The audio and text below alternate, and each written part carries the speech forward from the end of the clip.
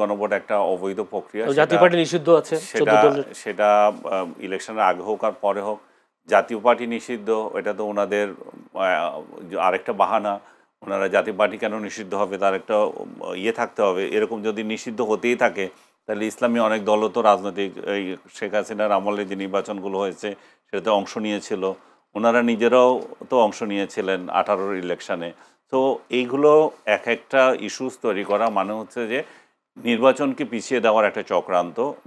চক্রান্ত বলবো কিনা শব্দটা, এক ধরনের এমন একটা পরিবেশ তৈরি করা যাতে করে এই সরকার একটা লেংদি পরিবেশ পড়ে এবং নির্বাচনটা যাতে বানচাল হয়ে যায়। আর পিআর পদ্ধতি নিয়ে আমি তো আজকে দেখলাম যে সুর একেবারে উল্টে গেল এনসিপি এতদিন ধরে পিআর নিয়ে ধরি মাছ না চুই পানি কি একটা বলতো, এখন আজকে জামাত ইসলামকে তোরা কমপ্লিট অ্যাটাক করে বলেছে যে জামাত পিআর পদ্ধতি দিয়ে জনগণকে একটা প্রতারণা করছে এবং এটা এখানে খাটে না। আমি ব্যক্তিগতভাবে এনসিপির সঙ্গে এনসিপি যে জামাতকে যেভাবে অ্যাটাক করেছে আমি ওইভাবে বলতে চাই না। আমি পিআর পদ্ধতির এখানে খুব সুবিধার মনে করি না। আমি এর বহু ব্যাখ্যা দিয়েছি, কারণ বাংলাদেশের জন্য পিআর পদ্ধতি এখন জরুরি না। যদি সেটা করতেও হয় তাও যদি উচ্চ কক্ষে ওনারা করলেন সেটারও একটা মানা যায়। তাও যেটা হতে হবে পার্টি তরফ থেকে কাদেরকে উচ্চকক্ষে ওনারা দিতে চান সেই নামগুলো আগে দিতে হবে। এখন যেভাবে আমি দেখলাম সংস্কার প্রস্তাবগুলোতে সেভাবে সরাসরি বলা নাই। আমি একটুখানি দেখেছি সেখানে বিএনপি সেটা উল্লেখ করতে চায় না, তাদের নোট অফ ডিসেন্টে সেটা কাকে দেবে সেই উল্লেখ নাই। আর জামাত বা আদার্স সেটা চায়। এই এই এই এই জিনিসটা ফয়সালা হতে হবে।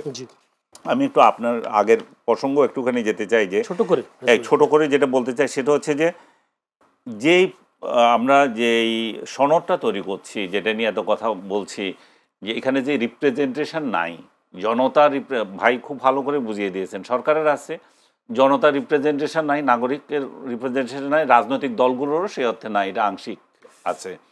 যেটা আছে সেটারও, যেটা আপনি যদি মনে করেন যে এই যে অঙ্গীকারগুলো মানুষ করে সেই অঙ্গীকারগুলো কিন্তু সামনে ঠিক থাকবে তা না। মনে করেন এগুলো দিনে দিনে চেঞ্জ হয়ে যেতে পারে এবং রাজনৈতিক দলগুলো, এই যে রাজনৈতিক দল যে কটা আছে, যে উনি বললেন কয়েক বাসে মিলে সব হয়ে যাবে, এরাও যে এক আলাদা আলাদা থাকবে তারা তো ঠিক নেই, এরা তো একদল হয়ে যেতে পারে।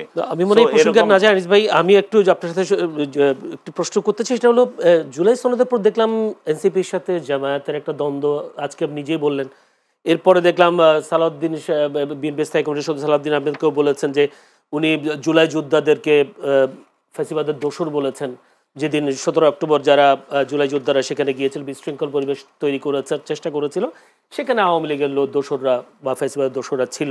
এরকম একটা কথা বলার পর নাহিদ ইসলাম তাকে এই জুলাই যোদ্ধাদের কেন দোসর বলা হয়েছে ক্ষমা চাইতে বলেছেন। পাল্টা জবাবে সালাউদ্দিন বলেছেন অভিজ্ঞতার অভাবে তারা নানা কথা বলে থাকেন, তাদেরকে রাজনৈতিক শিক্ষা ও অভিজ্ঞতা অর্জনের আহ্বান জানাই। এই যে পাল্টাপাল্টি বক্তব্য জুলাই সনদ স্বাক্ষরের পরে সংকটটা কি দেখছেন? আমি মনে করি যে এই সালাউদ্দিন সাহেব একটু পজিটিভও বলেছেন পরে, যে এটা বলতেই পারে এনসিপি যদি বলে থাকে, এটাও একটা রাজনীতির মধ্যে একটা সৌন্দর্য আছে। আপনি আপনার বক্তব্য আমার পছন্দ হচ্ছে না সেটা জানাচ্ছেন। সালাউদ্দিন সাহেব যে বক্তৃতা দিয়েছিলেন হয়তো স্লিপ অফ টাং হয়েছে। উনি এমন তো না যে যারা জুলাই যোদ্ধা ছিলেন তাদেরকে উনি বলেছেন বলে জুলাই যোদ্ধাদের সাথে ফ্যাসিবাদের দোষর। হ্যাঁ, এটা হতে পারে, কারণ যে লোকগুলো ওইখানে গিয়েছিল তারা যেভাবে চেয়ার দখল করেছিল সেটা শোভনীয় হয়নি, সে কারণে এটা হতে পারে। আর ফ্যাসিবাদের দোষর এখন এমন এক শব্দ হয়ে গেছে, এটা একটা হাস্যকর পর্যায়ে চলে যাচ্ছে। এখন যে কেউ যখন ইচ্ছা যে কোনো ইস্যুতে ফ্যাসিবাদের দোষর বানিয়ে দিতে পারছে। এখন যেটা জামাতের সাথে এনসিপি যেটা হচ্ছে, আপনি যখন আবার বললেন, যে সেটাও আমি মনে করি যে এটা রাজনৈতিক খেলা হচ্ছে একটা। জামায়াত এনসিপি আসলে কোন দিকে যাবে?